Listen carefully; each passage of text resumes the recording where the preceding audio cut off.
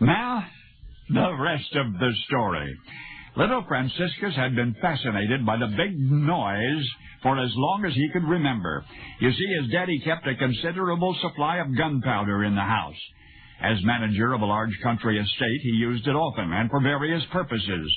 For blowing out tree stumps, for frightening predators away from the sheep, for hunting, and so on.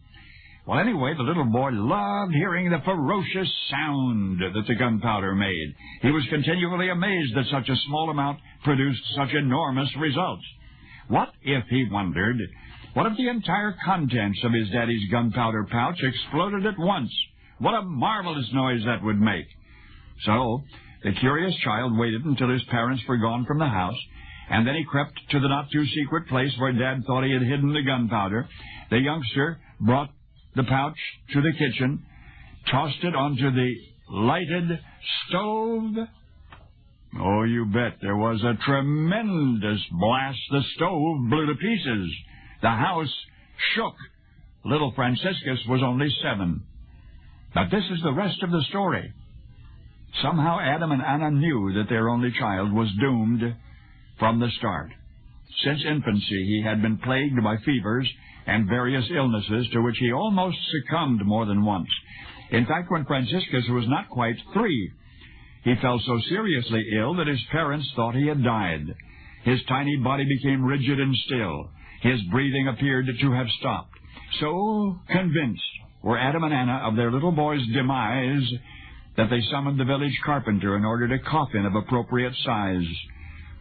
Now, in the low-lying marshlands where the family lived, there was a high infant mortality rate. Presumably dampness and mosquito-borne maladies contributed significantly. Adam did have his son vaccinated, which was vanguard medicine in those days, but it did not seem to help.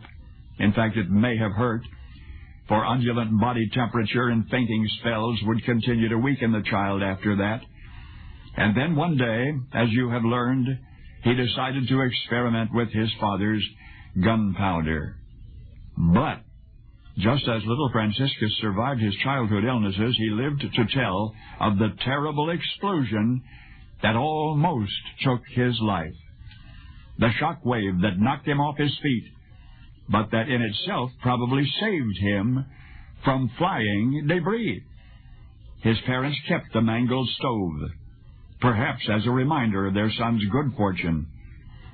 It was only the beginning of that, for Franciscus not only lived a long and a prosperous life thereafter, he rose to the very pinnacle of his profession.